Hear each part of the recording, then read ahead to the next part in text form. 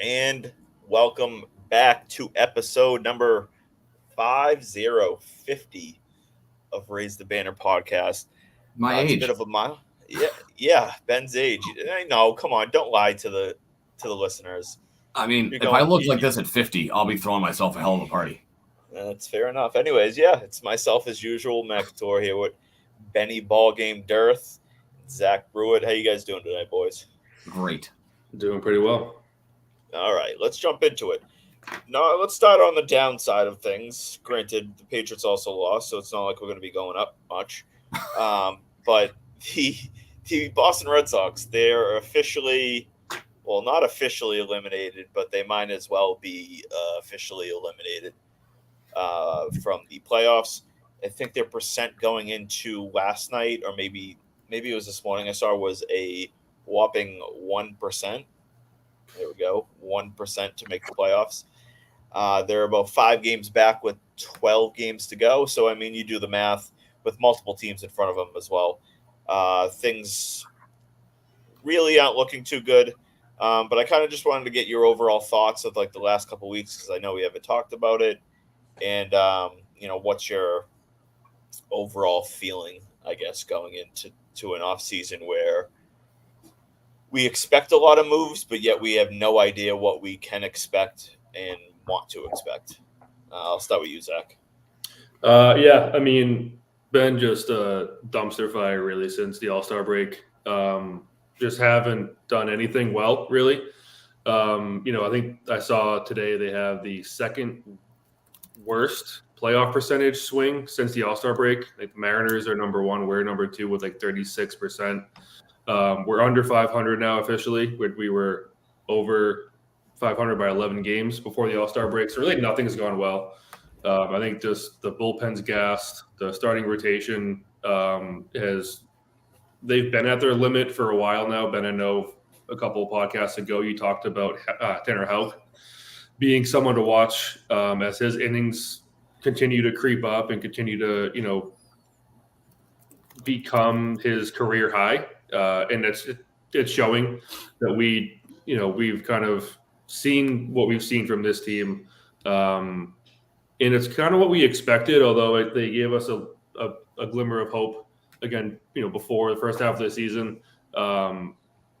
We're in danger of going to third year of 78 and 84. Like just kind of. I want it to happen at this point. I'd rather 78 wins than for them to finish over 500. It would be funny. I would root for 78 and 84 if like the GM had been here, if it was like Chaim Bloom's 4th year, but like it's Craig Breslow's 1st year, so he's not going to get fired. There's not going to be. I don't even want ownership to have like the sense of improvement. Like, hey, we won 79 games, so like it's improvement.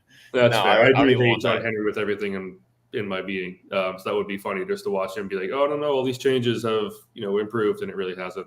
But that being said, I think, I agree with Matt. I think we all expect there to be changes, or we all want there to be changes, I should say. I don't think any of us expect there to be many changes just based on where this team is or what they've shown the past couple of years. Obviously, we have kind of the big 3, maybe the big 4 in prospects coming up. But outside of that, none of them are pitchers, and that's really the biggest need, I would say, of this team, outside of maybe defense and a right-handed bat. But pitching is far and away the biggest need for the Sox this year. So, I don't know. Nothing to really be excited about, except for if you're rooting for 78 and 84 again. Outside of that, I think it's just kind of watching. That's what I'm at. Nice, slowly, yeah. Ben, how about you? Where are you at with all this? Yeah, I mean, if they win 78 games, at least we can ride off into the offseason feeling good. At least they're consistent. Yeah, over the last 3 years. We want consistency, just like we want to see the first number in the wins and losses needs to be like a 9. I'd like to be that kind of consistent. So Zach kind of touched on it with Tanner Houck. So I've got his splits pulled up here. It's kind of like if this was on Instagram, it would be like this is a sensitive photo and you have to authorize to look at it. That's kind of how bad it is. So first half numbers, 117 innings, 2.54 ERA, 112 strikeouts, 26 walks. His slugging, his slash line against 215 average, 271 on base, 285 slugging. This is where you might want to avert your ears or your eyes. Second half numbers 52 and 2/3, 4.78 ERA, 21 walks, 38 strikeouts, slash line against of 279, 361 on base, and a 418 slugging. So that's pretty rough. I would say not great. Yeah. Not great, Jim. His career high in innings prior to this year was somewhere in the neighborhood of 120, which he did that essentially in the first half. So he's blown past that. Probably fatigue has a lot to do with those second half numbers. It was really good to see early. And then I tried to see if I could pull up standings since the All-Star break, but I couldn't in the 2 minutes we were talking about it, find a website that actually tracks it. But yeah, second half hasn't been great. And we're kind of, we're spiraling downward. I don't know what our elimination number is, but as Matt mentioned, so they currently sit at 75 and 76. So they sit 5 back with 11 games to go. That's kind of a monumental mountain to overcome. But, to put it in perspective, the Seattle Mariners fired their manager because their second half was going downhill, and they're 2 games ahead of us in the standings. So obviously overall not great. Doesn't really bode well for the end of the season. And hopefully they can certainly address the pitching. To Zach's point, the bullpen is just gassed. Everybody's gassed at this point. Obviously Sims and Garcia didn't work out. Christian Campbell found himself on the injured list. They shut him down at the end of the year. I think Worcester's season's over, right? It ended on Sunday, I think. But home opener. They're still going right now. Oh, they do? Okay. I thought their season was over on Sunday. But it's winding down nonetheless, and Campbell's is done for the year. They shut him down due to injury. So hopefully he comes back strong next year. But yeah, they've got to do something about pitching. They've made it abundantly clear they're not trading anybody to acquire the pitching that they so desperately need. So hopefully, fingers crossed, I don't know, sacrifice a couple of goats this winter that they actually open up the checkbook and pay somebody. Pay Corbin Burns. I don't care. Pay Corbin Burns $210 million or whatever the market value is on a 7-year deal. They don't have a guy like anywhere near him, and they desperately need pitching. Yeah, it's the same shit. Like we're in the same spot basically as we were last year. The only difference, I guess, is the prospects that we viewed pretty highly are now close. They were kind of close. They were maybe a year and a half away this time last year, and now they're on the brink of being ready. I think we can both say that Christian Campbell and Roman Anthony, you could call them up tomorrow and you wouldn't be shocked. Obviously, I know Campbell's on the IL now, but we're going into the offseason with the exact same questions that we had going into this past offseason, and that is what is ownership's commitment going to be to winning?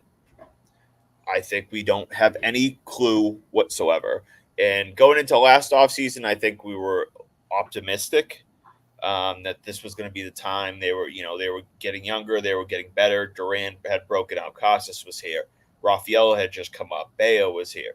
We thought that this was going to be the time that they spent last year, and they sat on their hands for the most part for the entire offseason and didn't do that. So now we go into the offseason, and are you guys like, what's your confidence level that they're going to spend? I can't say it's very high for me. It's not high for me. I think also as you were going through that, one thing that I have just kind of lost faith in is how many of Breslow's trade acquisitions in general have worked out. Like, I was never a big Heim Bloom guy to start, but at least his prospects, for the most part, were a lot of hits. In his trade acquisitions, as little as they were outside of Luis Urias, they were pretty good. There's bullpen acquisitions, Matt Strom, John Schneider was pretty good for a bit. Like, he had some good hits in the bullpen. Breslow, has had none. Isaiah Campbell's hurt. He was a disaster when he was up here. Sims and Luis Garcia have been disasters since they've gotten here. Like nothing has really worked. So outside, the confidence and ownership to pony up and open up the checkbook is really low. But also, I don't have a lot of confidence that Breslow is going to be able to identify the right guys outside of the prospects to call up that weren't even his guys to begin with. So hope I'm wrong, but we'll see. Yeah, for Breslow, it's a lot of we don't really know exactly what he's going to be for this team. When he was hired last year, again, we had like optimistic views, like what was going to happen. Is Breslow coming in meaning things are going to change and how they build the team? The answer was no. It was going to be the exact same scenario, just with a different GM. Like you said, I do think that he had his struggles in the bullpen. I will give him some credit for he had a big hit on the Tyler O'Neill trade. True. That was obviously a very, very big hit. I mean, he gave up, I think it was Robertson, who we got in the Kike deal. And so, to swap those guys out, get what you got from Tyler O'Neill. That's big. He is obviously a factor of maybe coming back. But he has been, he's a little bit injury prone and still missed time this year, but he was flat out outstanding. I think he's got like 31 dingers over like 107, 108 games. Yeah, he's like 30 dingers, like 60 RBIs. Yeah, so I mean, he's on pace for a 40 home run type of season. Again, injuries are a bit of a worry, but I do give Breslow credit for that. I do give him some credit. Romy Gonzalez was a decent find. Cooper Criswell was a solid find. Nevertheless, the fact that he shouldn't have been as important of a piece as he was this year. But again, it really just comes down to ownership. What are we going to get from ownership? We heard last year that, they're waiting for the big three to be ready. Well, now it's a big four, maybe even a big five if you want to include Montgomery. At least two of them are basically ready right now. The other two are less than a year away, probably a half a year away in Teal and Mayer. What's the answer going to be? They need pitching. I know, Ben, you mentioned Corbin Burns. There's Max Fried. And he would look great in Boston. I'm not going to lie. Yeah. And, we don't need to jump deeper into like which of those two we prefer, but Burns. They need to add starting pitching. That's what really it comes down to, obviously. They're going to when Lucas Giolito comes back from injury. Yeah, that's fair enough. Snarky comment. The one thing that is different, I think, from this year compared to last year is there's going to be movement, in a good amount of movement, whether, at least in my opinion, whether ownership allows him to spend or not. I don't see Breslow going into the season with this type of, with the loaded prospect system that they have of young players. They kind of have a logjam already in the majors. And so I think even if they don't spend, it's going to be pretty significant moves in the offseason. The question is, does the significant moves mean, okay, we trade Jarren Duran for, I don't know, Logan Gilbert, and that's all we do, like those type of moves? Or is it, hey, we're going to sign Corbin Burns and we're going to go trade for another top of the end pitcher, and we're going to spend on Pete Alonso, or we're going to spend on maybe keeping Tyler O'Neill in the mix, something like that. Like that's the biggest questions, and trying to figure out what to expect this offseason. And quite honestly, I don't have a goddamn clue what to expect. My optimistic views kind of out the window. Point me. Yeah, well, I'm an optimist. Like I look at it and say, hey, we could do this, we could do that, we could do this, and then you just say, shut up, we're not going to do anything. And my realist / pessimist comes honestly out. It just depends on the mood I think Ben is in. where he'll like actually have a conversation about it. And I think when he's in an annoyed about something else in life mood, he'll just like, shut up, we're not going to do anything. Yeah. It doesn't matter what it is. It could be any sports. It could be politics. It could be like Tom Brady's the best quarterback ever. Be like, no, he's not. Yeah, just sometimes I think he just does it just to be the counter in the argument. The outside world completely depends on or dictates your mood. I get that. Yep. I get that. So for me, it's weird. Like I'll give you the politician's answer. It's incomplete, and I only say that because we only knew, and it fuels the speculation for the early part of his tenure, but we really only knew that Chaim Bloom had a strict budgetary constraint in his final season.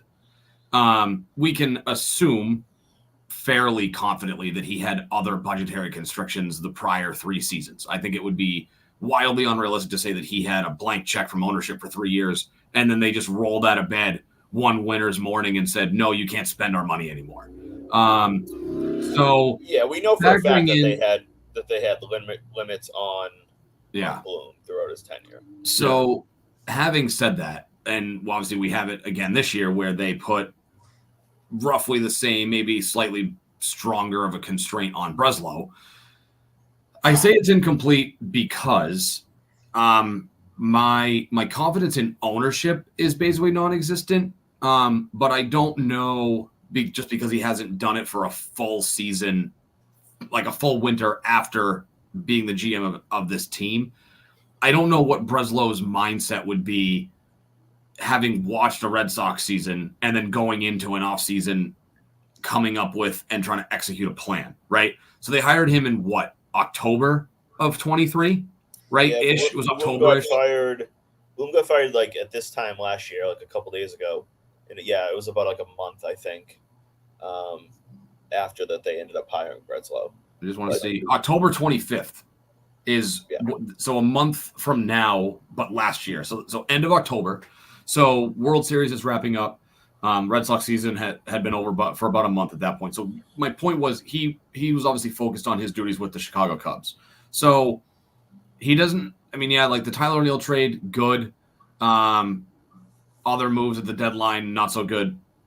So kind of a mixed bag there. But I don't really know what to expect from Breslow because this is the first time he's going into an offseason here after a season as the GM. So I'm kind of a wait and see with Breslow. I think that his pitching background and priority when it came to what he did with the Cubs, I think yields a little bit of cautious optimism with what he's going to prioritize in the offseason because he's a former pitcher, because he was very pitching oriented with the Cubs. I'd like to think that that's his primary focus in the offseason. I mean, obviously it doesn't take, a rocket scientist to figure out that pitching is this team's biggest weak spot and their biggest need, which I know Matt hates that word. He hates the idea of need in baseball, but it's their biggest need at this point. They have no talent.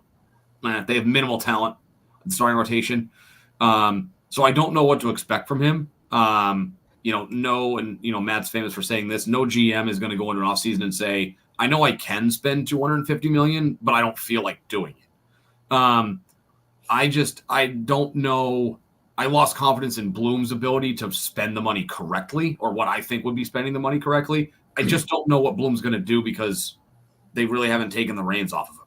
So hopefully they have, the baseball sense to realize that this team needs pitching, needs pitching, and to go out and actually do it. Now, whether they tell Breslow, hey, we don't want you to spend a ton of money, figure out something on the trade market. I think that, he's smart enough with a pitching mind to identify guys that he can go get. We've kind of beaten this horse to death, but Seattle makes way too much sense to not try to swing a trade. 98.5, maybe a week or so ago, floated the idea, specifically Mavs. Gilbert. What? Give me Logan Gilbert. Oh, so he floated the idea of making a move with the Seattle Mariners, and that the player to him that made the most sense based on the history of the Mariners franchise would be trading Luis Castillo, who's their highest priced pitcher, although given the pitching market probably is not overly taxing. I think his average annual value is like 21 and change a year.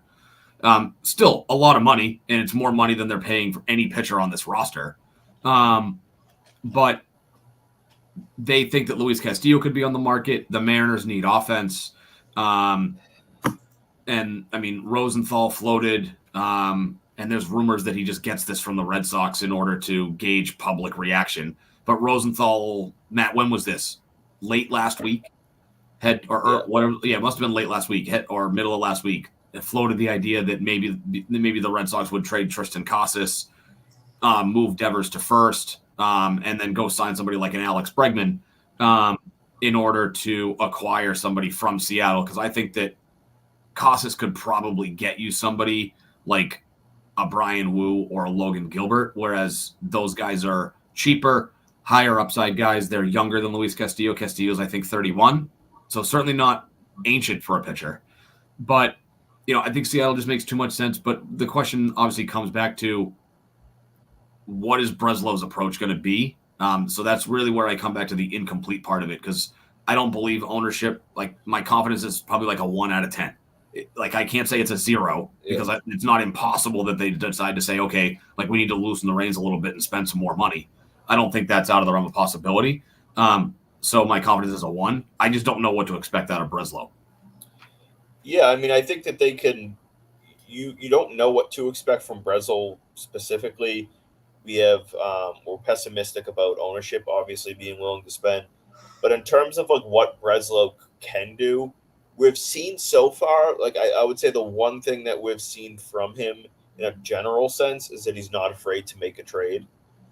He's made at least a handful of them just since he came here, and that doesn't even include the trade deadline. So I don't think that he's going to be hesitant to dump out a positional player to add pitching. But I know we kind of talked off the record of like, what we kind of heard about with the whole Casas situation and all that. I found Cora's comments the other day pretty eye-opening. And when they asked him about did he think that the day off for Casas would help him, get back in the groove. And Cora made a comment and was basically saying, like, I don't know, it depends how many mental swings he takes. And, he very much could have just been joking, but part of me gets the sense that maybe Cora's a little bit sick of him. It certainly sounded that way. Yeah, like, does that result in him being traded? I mean, that's obviously a huge reach to come to that conclusion at this moment. But I don't think that people should rule out the idea that Casas is traded this offseason. And I'll tell you for 2 big reasons why. One, if you want proven, young, good major league pitching, you have to give up, generally, good, young, proven major league players. Correct. If you want to do that, Casas is one of those players. Now, he's obviously his value has taken a little bit of a hit this year, but overall, I mean, he's certainly going to still be seen as one of the better young players in this league. He can almost certainly return you, arguably individually, but at the very least as the main piece, a very good young player.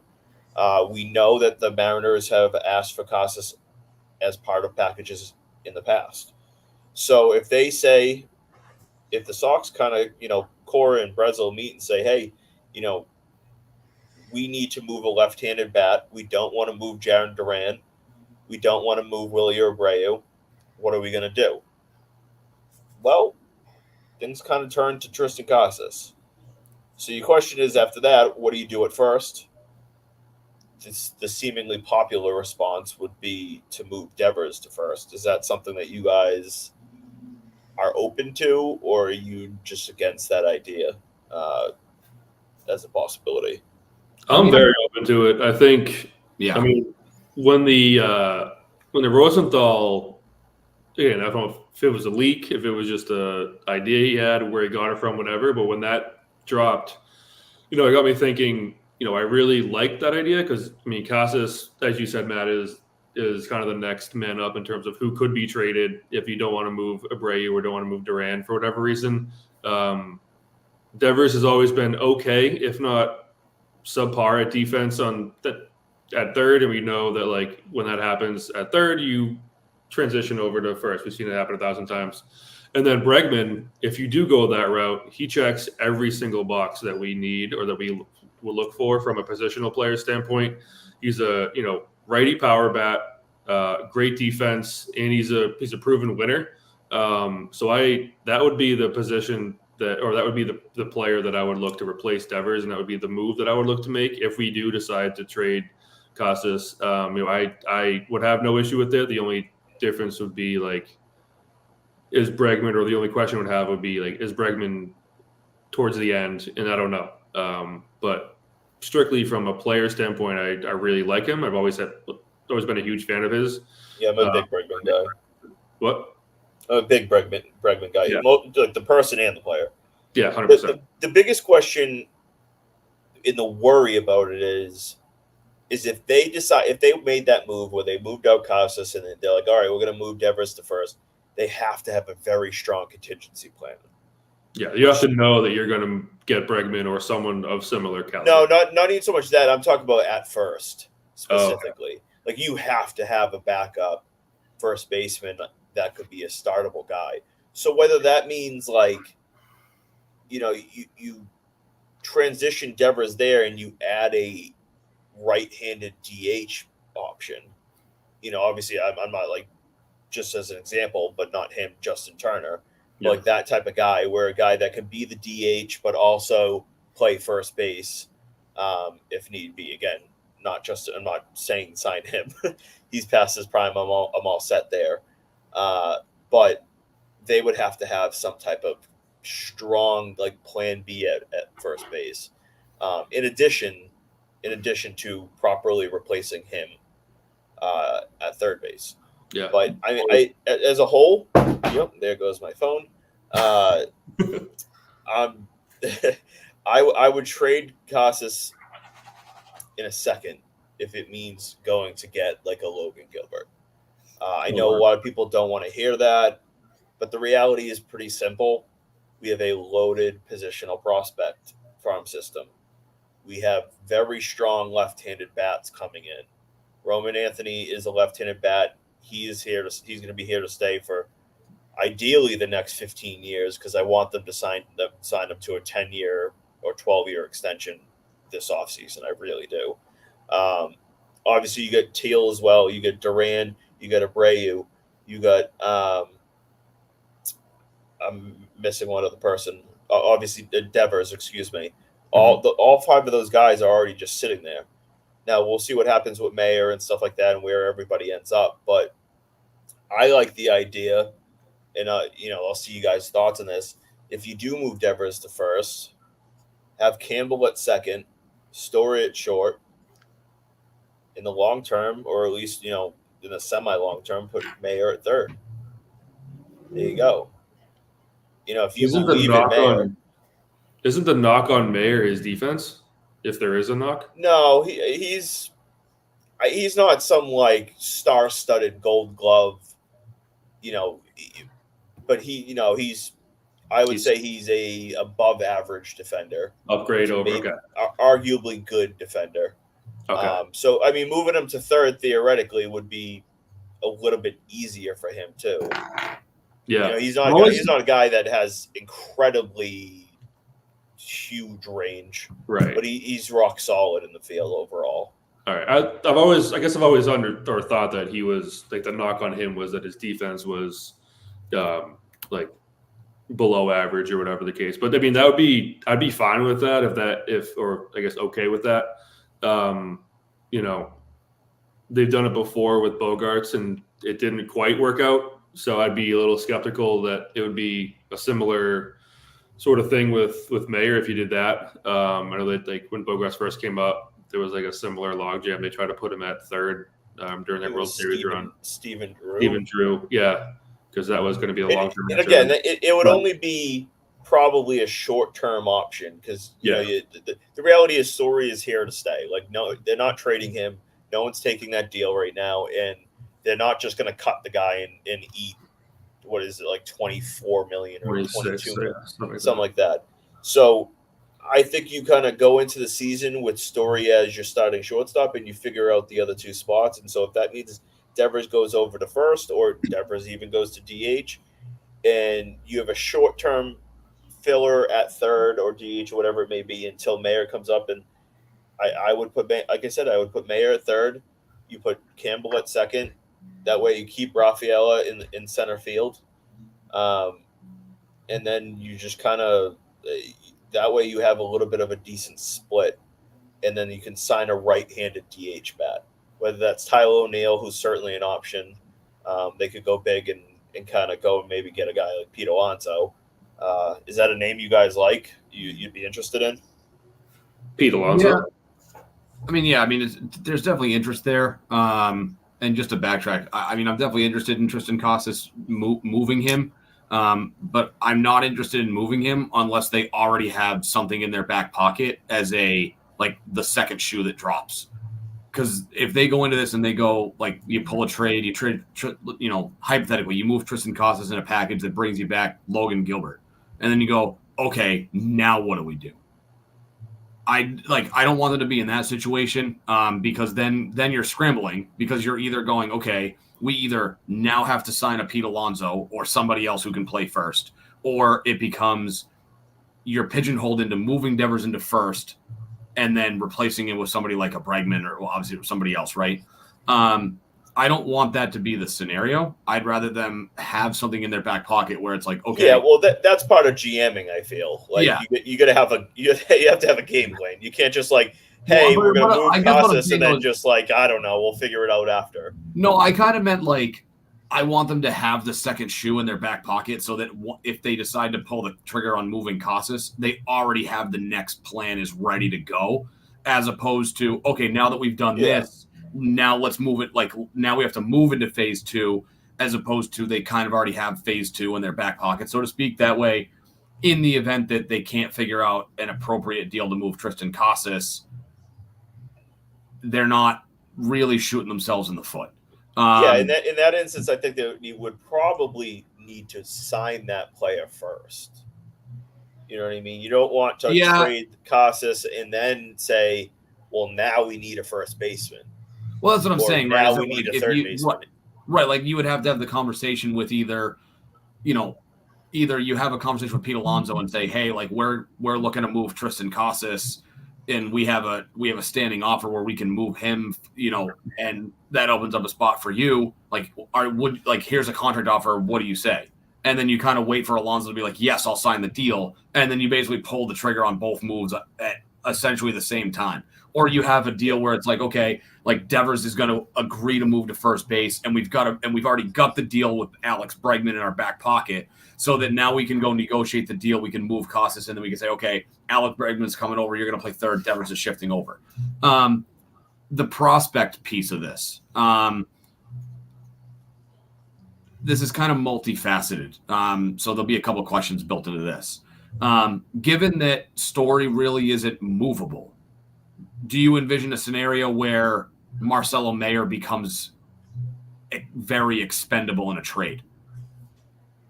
Yes. I do. I say that, and I say yes, as in Anthony is the only unmovable piece in the system right now. I think Campbell is my second most unmovable piece.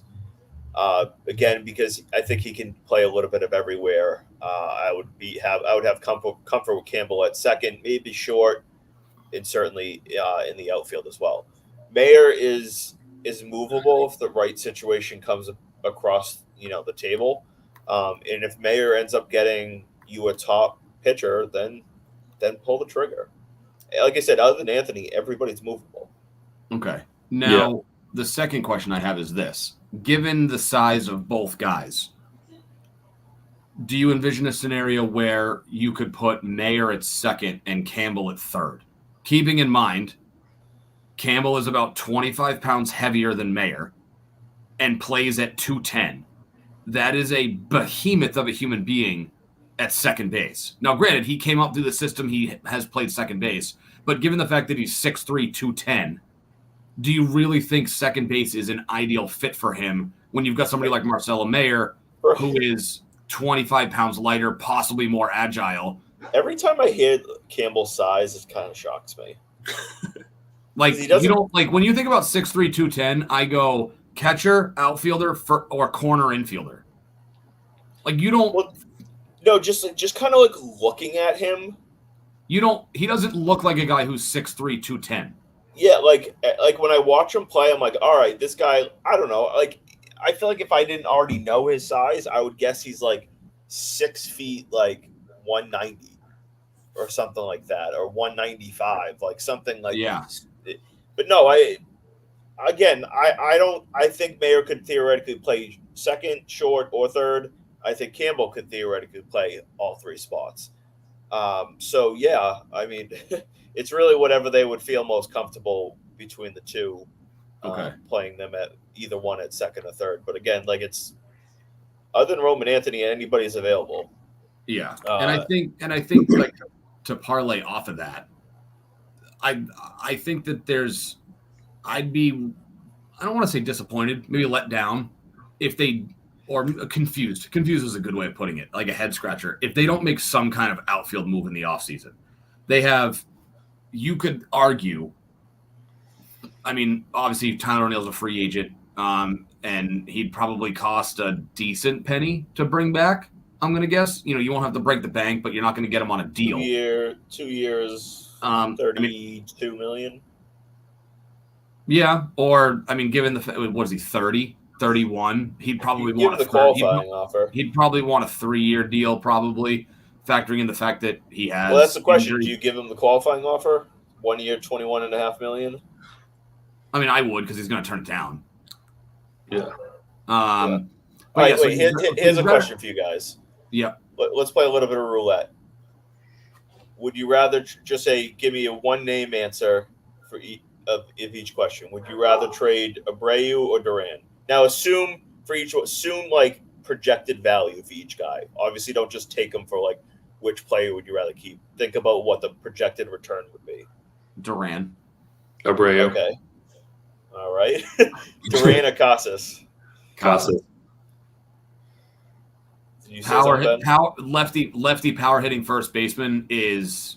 We both said Casas. Yeah, we both said Casas simultaneously. Okay. Yeah. Left-handed hitting power bat is a premium on the trade market, especially at first base. Abreu or Casas? Casas. Casas or Roman Anthony? Casas. Casas or Marcel Mayer? Marcel Mayer. This is less fun now that I know that we're on the same page. Yeah. Casas or Tristan Campbell? I don't know Campbell that much, so I'm going to go Campbell. I haven't really followed his. I would say Casas only because Campbell's a relatively new hot commodity, so it can go one of two ways. He could either be the really shiny new penny that everyone's drooling over, or that he could be the guy that they go, he's only done it for part of one season. I'm not risking anything of value for a guy who doesn't have a track record. I asked for one name. You actually asked for a yes or no. Well, whatever. You know what? Fuck you, man. All right, Campbell or Casas? Which one? I said Casas. I said Campbell. Campbell or Teal? Campbell. Probably good Campbell as well. Oh, I meant to say Casas or Teal, but Casas or Teal. And if that's the case, and taking into account what you can get for either one, I'll go Casas. He only asked for a name, Zach. All right. Casas. No, I mean, like that kind of. I should have wrote it down of what we ended up being, but it seemed like a lot of them ended up. Yeah, we can go back and cut it. We can go back and cut it and review it. Yeah. Yeah. Well, I'll put it online and we'll do a big trivia. You can do 17 different polls. 17 different videos. You'll never run out of. I'll do a bracket of who people want to trade most this offseason. I think the only difference we had was I wanted Abreu and you wanted Duran. I think. Yeah, I just think to go back, like what Matt said, I would rather have Duran because I like the player better. But given his overall skill set and the fact that he has proven he can be at least serviceable in center, I think that carries a little bit more weight in a trade. But I'd rather keep him than trade Abreu. I just think you could get more for Duran. But to kind of bring this back to what I wanted to lead into was they've got too many bodies in the outfield already, and they've got Roman Anthony coming up. So, I mean, Roman Anthony has played center. I think he's better fit as a corner outfielder at Fenway. I don't know as if he could survive in center. I mean, we said the same thing about Duran, and it's not like he's been a liability. It's not like he's lighting it up defensively. I just think Roman Anthony's overall defensive. Huh? He's been pretty close this year. Duran's been really good defensively this year. Yeah. Fair. But, like, I mean, tough comp. But, like, when you talked about, like, JBJ, like, JBJ was an elite defensive center fielder, right? Like, granted, tough comp, but, like, nobody talks about Duran as an elite center fielder defensively. But, so I just think that Roman Anthony is more suited for either left or right. I'd prefer him in right because I like his arm, and the arm basically becomes useless when you play left field at Fenway. Manny proved that 20 years ago. He had the worst arm of any outfielder, and he was perfect. Do you think there's any window to Abreu learning first base if they happen to trade Casas? I don't know. Not something I've thought about. Is he big enough to play first? Yeah, I think so. Yeah, Jamie Westbrook playing first base, so anybody can play that. How tall is Willie Abreu?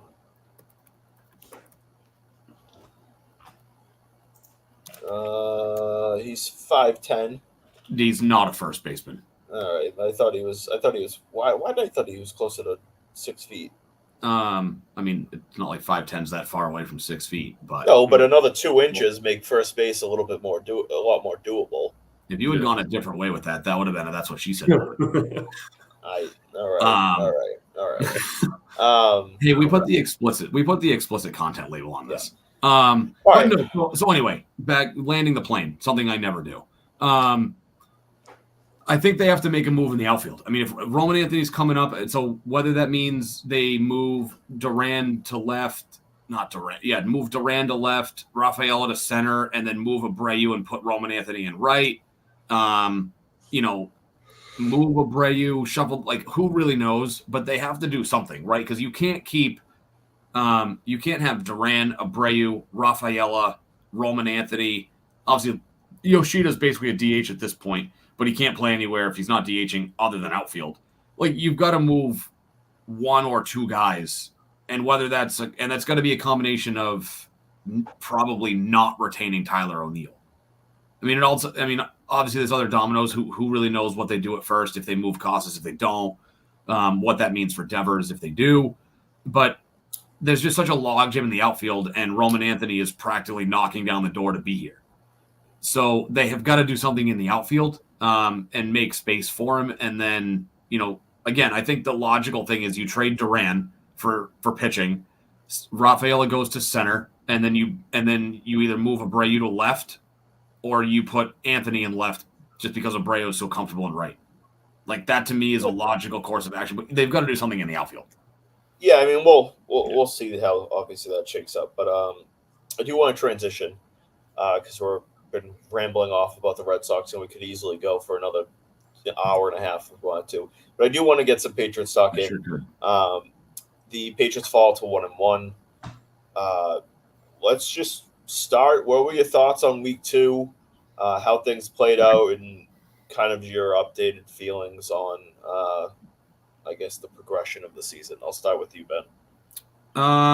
So I watched most of the second half. My Sunday mornings are occupied by Pop Warner football because both of my kids are cheerleaders.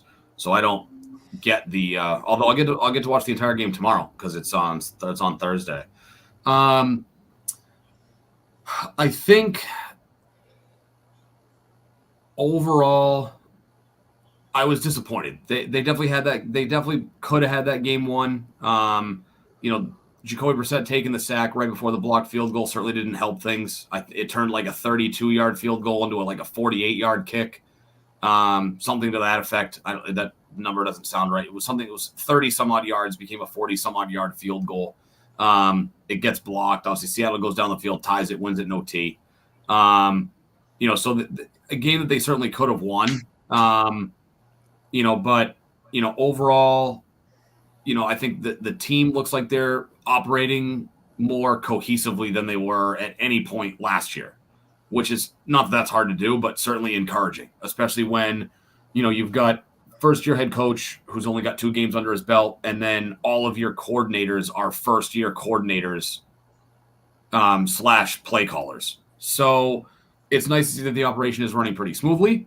Again, a game they could have had, but this is a season where I'm kind of tampering my expectations. If it's a game they should have had, but they lose, that's a different story than a conversation we would have been having, 7 or 10 years ago. A game they should have had 10 years ago is a huge letdown, because 10 years ago, this team wasn't losing games they should win. Or games that were, if they came down to the line, you had the utmost confidence we'd pull it out. There were certainly some encouraging things. Ramondre continues to be pretty productive. He didn't match the same numbers he did week 1, but he was still pretty good. Obviously, he got in the end zone. I don't think he got close to 100 yards. I don't think he eclipsed it. I thought. Yeah, I was wrong. I was wrong. Antonio Gibson ripped off a 50-yard touchdown, 50-yard run. He did. That would have put, if that was Stevenson, that would have put him over the 130. So I'm going to take. Okay. I'm going to take somewhat. Was actually a really nice play. Gibson turned what would look like a 4-yard loss into like a 50-yard gain. Was pretty nice. Being 1-1 at this point in the season, certainly, happy. I didn't, I kind of figured they would have gone 1-1 the other way. If they were going to be 1-1, it would have been losing to Cincinnati and beating Seattle. But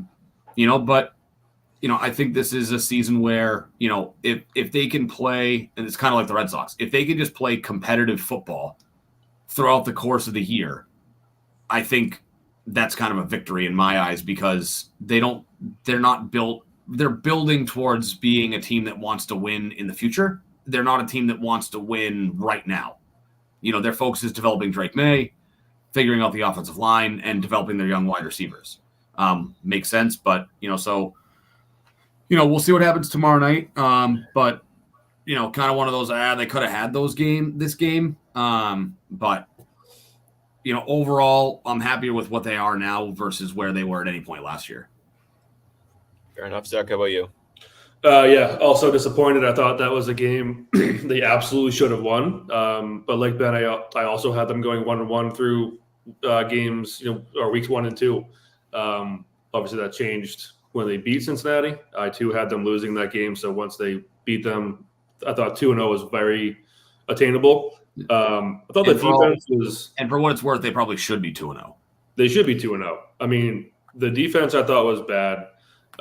Once the DK, that deep ball to DK happened, they called out in the broadcast in the first half. They changed from man-to-man to really soft zone, and Geno picked him apart.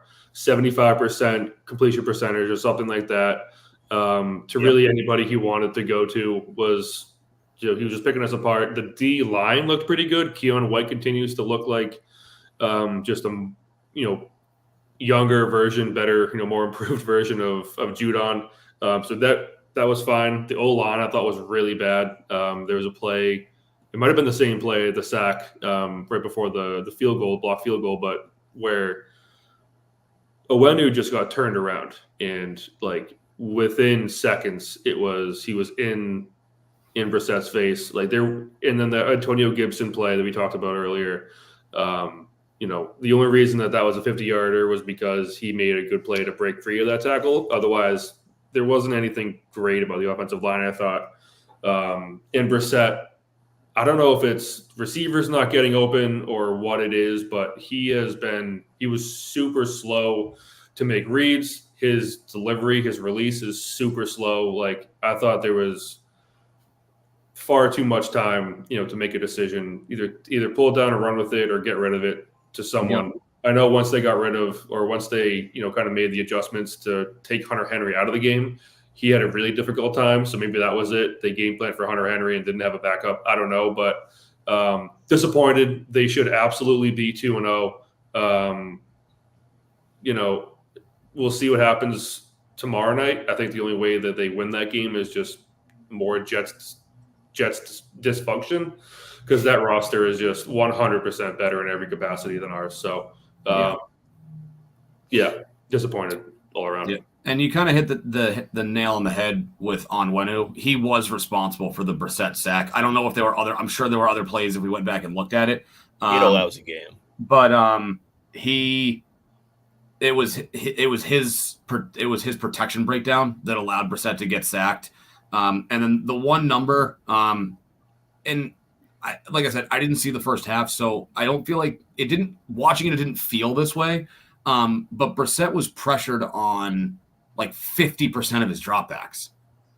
And I don't know what metric determines a QB pressure. If it's like teams aren't blitzing, and they've hit Brissett, or not hit, excuse me. He's been pressured on 45% of his dropbacks through 2 weeks. Yeah. So, and I don't know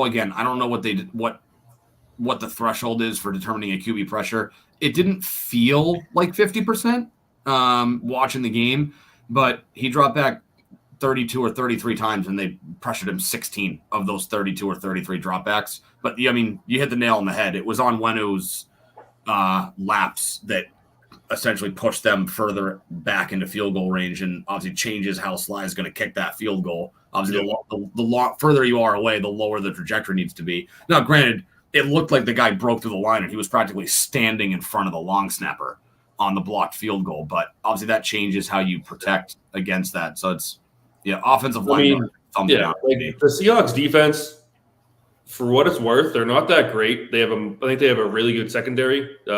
Reek Wallen is insane. Reek Wallen's great. Devin Witherspoon had a really bad game, 2 really stupid penalties, but overall he's a really good corner. Their linebackers, I don't think, are anything special, and their D-line, I think our D-line is better than theirs, outside of maybe Leonard Williams. So maybe they were just locking up the receivers. Again, the receivers are pretty trash anyway, so maybe that's something to do with it too. But if I'm not mistaken, going back to the Onwenu play, he was playing right tackle at that point, right? Yeah, I think the experiment of him being a tackle has to end. Like, I was in favor of moving him out to right tackle. He's a guard through and through. Just problem is they don't have better options. They have no one else to throw to. Yeah, I think long term, they will prefer to move Onwenu back inside, but until they have better tackle options, they really don't have a choice. He is their far and away best tackle. Just to jump back into the game, I know you mentioned their adjustments on Hunter Henry. It really came down to they stopped letting Brissett easily escape the pocket and make plays outside the pocket. Yeah. That's how he kept hitting Henry. That's how he was. They drove early in the game. They started playing a little bit more containment, and they were able to get pressure without blitzing the quarterback. Vidarian Lowe ranks, I believe it's dead last among qualified tackles of pressure percentage on the snaps that he has played. They desperately need to find something at left tackle. We'll see tomorrow night. It seems like it's going to be the Caden Wallace show. He'll get his opportunity to see what he can do. It's tough to imagine it's going to be much worse than what, granted, it certainly can be much worse, but they need to figure out the left tackle position, which goes back into the conversation of, how much fault it is from Brissett. They need to be more aggressive passing, but at the same time, if they can't protect the quarterback and give the quarterback time to make the reads, it's tough to be an aggressive team that looks to move the ball downfield as well. Yep. So real quick, just because you brought it up, if you had to guess, there are 68 qualifying tackles. I'm happy to report that Vidarian Lowe is not ranked 68th. It's 66th. He's 57th. Oh. And his offensive grade is a 53.5.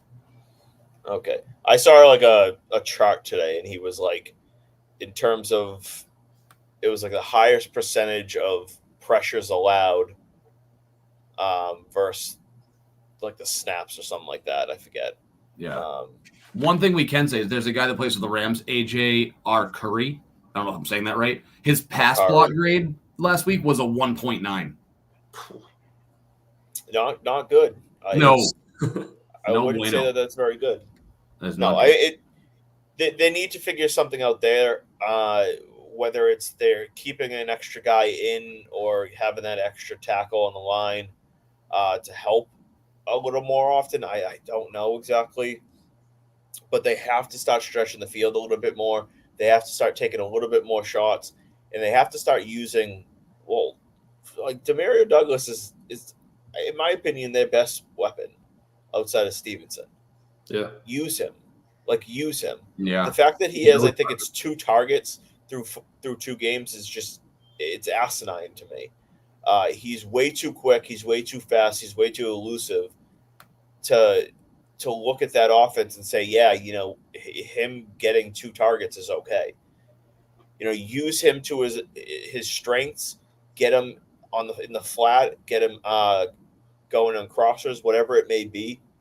You have to get that guy going, and if you get that guy going, then it should start opening things up more, because the defense has to start containing the center of the field to make up for him. And if you start doing that, then that things open maybe a little bit more for Osborne deep, for Jalen Polk deep, whether it's Thornton doing the only thing that he can do well, and that is run straight. One way or another, they need to make a little bit more of adjustments and be a little bit more of a vertical threat offensively, so that Brissett isn't. He's basically he gets the ball, he stops it. He's either got pressure on some right away, or he has like one option that's open. Yeah, and it's because by the time he gets to that second read, there's already someone coming, and he has to get outside the pocket and hopefully find someone. So it's a little bit frustrating. Obviously, week 2 was a downtick from the high that was week 1. We were all kind of a little bit pretty optimistic after week 1, but this was closer to the reality of what we expected from this team. Yeah. But at the same time, they stayed competitive throughout the whole game, and it continues. It was a competitive game, start to finish. Yeah, and that's what I'd like. That's what I want to see the rest of the year. Like, there were so many non-competitive games in 2023. It was very, very hard to watch. And that's what I'm saying. It's going to show us this year. Like, what we've seen through 2 games is that they're going to be a competitive team. They might still finish 5-12, but right. Like they're not going to have many games. But of those 12 losses, 10 of them they're going to be in the game from first snap to last whistle. Yeah, or at least maybe the team goes up 2 scores like mid fourth quarter or something like that. Right. But there's ideally not going to be games where it's 30-13 going into the fourth quarter, and like you don't even want to watch the fourth quarter. Again, we talked about this last week, and not to put the threshold that low, but give me some competitive football in February, and at this point, we'll be a little bit, I guess, happy. Yeah, take February. Yeah, I do. The one other question is, through 2 weeks, how are you? And obviously, we don't know anything about May's development, but how are you feeling gut-wise of when we could see him? Do you think that after 2 weeks, he's further away or closer to playing than originally, I guess, than you felt that before week 1? I'm going to stick with my original statement and say week 14. Yeah, I was saying week 12. And not to go back to an earlier point, but it kind of ties into this. The issues with the wide receivers. I mean, I haven't watched any game film to see if is it a Jacoby Brissett slow in his progression or not looking at certain guys issue, or is it more because I'm sure it's a combination of both, or is it more of a receivers are not open, so he's like, I don't trust those guys to make the play because there's not enough separation. I think that it's going to take them time because they're going to need to scheme those guys open. The talent level on some of these guys, like the skill set for a guy like Demario Douglas is great. He should be running slants and in cuts and crossing routes because he's fast enough that unless somebody's going to play a really wide zone up the middle, no one's going to outrun him to a spot in the middle of the field. Even if you have a nickel corner on him in man-to-man, he's not really going to keep up with him, especially if Douglas has inside leverage. So whether it's a scheming issue or Brissett just can't go through his progressions effectively, I don't know. But between that and the offensive line issues, I think that it's going to take them a while to get confident that they're not just throwing May into the middle of a dumpster fire and saying, good luck, find your way out. And I think that as of right now, given the offensive line situation and the fact that, again, I think part of it is the receivers aren't getting themselves open. I just don't think you're setting him up for success. So, I put a pretty far deadline on him, so it's hard for me to say I think he's further away because week 14 is pretty far away. I'll just say I don't think it's either. I think he's on track to start sometime in the second half of the year. Fair enough. I'm probably, if you asked me before the season, I would have given it maybe about a 30 to 40% chance that he starts week 5. But now I'm probably leaning closer to maybe week 9. Week 11. They have a week 11 bye. 13. No, week 13 bye. I think it's the Rams game. I forget what week that is. They have a couple weeks where they face some mediocre, I guess, part of their schedule. I still don't see week 14 unless things are going well, like to the point where they're like hovering close to 500, or like maybe they're 4-5 or 4-6, something like that, where they're like a pretty competitive football team. But I think that the most likely time frame is not week 5 anymore. Maybe week. When do they play the Titans? I'm looking at it now. It's 3, 5, 6, 8. Yeah. And then who they play after the Titans? Bears, Rams, and then Rams week 10. Yeah. Yeah. So I think that stretch, and I know the Titans are on the road, but like, I think that's a juicy stretch to kind of look into. Who they play after the Rams? Dolphins. All right, so maybe the Rams week 10. Yeah, I could see week 8, because it's the after London game. Yeah. Yeah, they'll have time obviously, and then they don't have the bye that week, but no, that's a stretch of games where you just said it's Titans, Dolphins, Rams, Cardinals. You said Titans, Bears, Rams, Dolphins, and then you go into Colts, Cardinals, and then Bills. Yeah, Bills. Just look at that stretch. Like, no one in that stretch, like, it's not. Yeah, no one on that stretch like generally scares you. No. And you figure they have. Other than the Bears, Nashville weather in November is still pretty decent. Like Miami in November is still pretty warm. So it's not like you're sending him to Chicago in January where it's going to be frigid. So like I don't know how much the weather factors in, but you figure, if you're on the road and you can get, or you can hope for relatively decent football playing conditions. Well, then, and not to call out Tennessee Titan fans, but like going into Tennessee isn't exactly the most daunting, like no, stadium to go into. No, they're too full up on hot chicken. Yeah, and country music. But that's a strong statement. That's kind of where I'm at. I think that week 8 game, again, it's on the road, so like makes it a little bit hairy if they'll start them on the road. But my gut told me week 5 before the season. Now I'm probably pushing that back to week 8. That, and again, it will give him another 3 or 4 weeks of development work. He's supposedly getting 30% of first team snaps in practice, which is obviously something that doesn't usually happen for backups. Could be why Jacoby Brissett's not looking super sharp, because he's not getting all the first team reps. Granted, you're getting 70%, but still. Yeah, if you can't figure it out off of 70%, then there's bigger issues.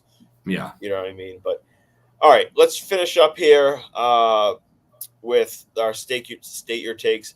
I'm getting good. I'm not forgetting this. No, you're not. This is getting good. Who wants to start us off? I'll go. I kind of touched upon it before. We're getting good at this where wind comes out of my sails before I get to this point, but touched upon it before. But the take of the big four, I guess, of prospects, the one that I would look to trade is Marcelo Meyer. We logjam in the infield, right, with Christian Campbell coming up. We still have Vaughn Grissom that everyone, that I seem to forget about as well. Casas, Devers, and there's either Christian Campbell or Story, whichever one I didn't say before. Lefty bat. His defense is better than I thought, I guess. So at the time when I wrote this, he kind of had the DNA that this team has already, which was bat is better than his defense, which is, I guess, not the case anymore. But that being said, we need pitching, need better defense. He can get you both of those, or one or the other, I guess. And I think there's a lot of red flags that come with him. I would say he's injury prone. He, was shut down this year, was shut down either last year or the year before. So there's more red flags around him than anybody else, especially of anyone with value. So that might lower his trade value outside of anybody else here. But the last thing that I want is to get, my hopes up for somebody else on this team and then have them let me down again. So I think he's the one that I would look to trade and move on from. And again, I think he can get you the most out of the touchable prospects. Fair enough. Ben, how about you? I'm going to go with the Bees. They've been in the news lately. Obviously, there's some hubbub over the Jeremy Swayman situation. I'll put a positive spin on this, and I'll say that the Bruins are going to cave, and they will meet somewhere in the middle between their offer and Jeremy Swayman's demands for a contract. And I think you'll see it'll be on a shorter deal. There was some talk this morning that the Bees and Swayman had agreed on an 8-year contract. I think it's going to be closer to 6 years, but I think that on a shorter deal, the Bruins end up caving and come close to, they kind of split the difference, but they're closer to Swayman. I think they go about $8.5 million a year on a 6-year deal and get it done. I don't think that they need to. I mean, so they talked about this on 98.5.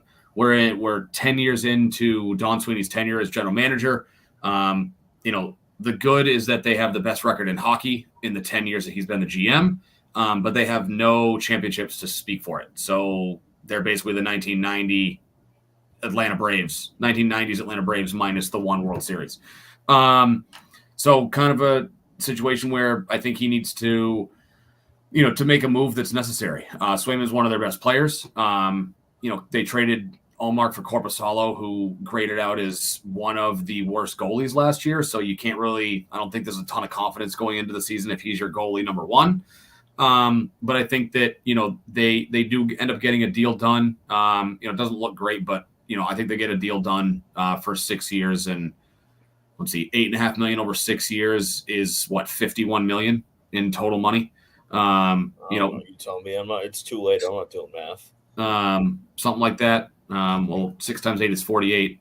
So it's got to be somewhere around 51. Yeah. So, yeah, I think they get a deal done, and they'll be off and rolling. I don't think they want to break the bank because there's a hard cap in the NHL, and they've got other issues to take care of. But I do think that they find a common ground, and they get the deal done with Swayman at the end of the day. All right, perfect. I'll stick with the contract news. Not only do I think that they're going to extend Roman Anthony this offseason, I think you're going to see a 12-year deal for Roman Anthony this offseason. I know we talked about the Chourio guy. I forget how you say his name. Jackson Chourio from the Brewers. Yeah, from Milwaukee. He signed an 8-year deal, 8-year, 82 plus 2 team options, so brought it up to 10 years. I think the Sox, to get Anthony to accept, agree to give him a minimum 10-year guaranteed deal with 2 team options to get it up to 12 years. Okay. Lady Red Sox is listening, coming in with a 12-year deal for Anthony. He's bold, and I like it. Yeah, me too. me too. Me too. Give Anthony the 12-year deal. It will be bold. I know he hasn't stayed here. I mean, hasn't played here yet. But I have no doubts in my mind that he is going to be a superstar here. And you would essentially be buying the 6 main years of his prime. So if he comes up next year, he'll be 21 by the time he comes up roughly next year. I think he'll turn 21 in May. So you'd have him through about 20, roughly 26, 27 on the normal rookie contract. But if you buy him out now, you get him, from 27 to 32. Like those are the best years of a baseball player. I wouldn't be shocked if you see him get 14 years. I really wouldn't. And that's really bold. But if they can buy out years from him, and it helps in the long run, because we also have to remember that whatever they sign him to, the luxury tax gets averaged out. So it's like his new deal will only pay him, even if he signed a 10-year deal, he'll only make like $1 million next year. But on the luxury tax, it will be whatever the average annual salary is of the deal. Yes. You know what I mean? So for Trio, and if you sign him now, just to talk about comparable deals you've seen from other top prospects, a 10-year deal, you're talking somewhere in the neighborhood of $100 million. Yeah, your 10-year deal, you're probably maybe 110. I would say minimum 110. Probably about 110, 115. So, I mean, just obviously to put that in perspective, like you're working at about 11 a year on AAV for that deal. And so, for the next few years, like having Anthony at 11 AAV, it maybe isn't the most ideal in terms of the luxury tax, but in 7, 8, 9 years, 10 years, having a potential superstar Roman Anthony on the luxury tax of 11 million a year can be, like a game-changing situation for the roster. So give him the deal. 10 years. There you go, Ben. 10 years, 110 with two $27 million player option, team options. Oh, I was gonna say player option. Yikes! Team options. 27 is a bit high, but so Churio got 25. So I'm gonna put Anthony like a touch above him. So I'll go 26, $27 million team options that will keep him here through the age 32, I believe it is. Yep. And that way we don't have to worry about it. Like we don't have to sit there and wonder when the deal's coming, if they're going to extend them. Are we going to have a Mookie Betts situation in 5-6 years? Like lock them in, show that you're committed, and have the face of the franchise for the next decade plus in Boston. So, all right. Any final words, boys? Go Pats. Hopefully they can right the ship and take care of business tomorrow. Rogers looks pretty slow. The Jets have been dysfunctional from what we understand. It's on the road on a short week, and Caden Wallace is going to be under the limelight, national TV, first start. Hopefully he can back up his words because he said he could have played left tackle, but he lost the job to Fasciano. So hopefully he can live up to that. I think this is if you can score 21 points in this game, you'll win. Fair enough. Well, fair enough. Lady Red Sox says I need to get in the front office. Craig Breslow, I'm available if you're looking to add. I know you just fired some scouts and some coaches. From what I read, so there looks like to be some openings. There's your way in. Call. There you go. Yeah. The end of Raise the Banner right there. Yeah. I can't talk about the Red Sox if I work for them. So nope. Oh, it will be a Patriots exclusive podcast. If all of a sudden that happens, you know why. Yep. All right. Until next week. Hopefully the Patriots are 2-1 by the time we talk next week. So adios. Take care. Have a good night. Pats. Hopefully the Red Sox finish with 78 wins again. Consistency. Yeah.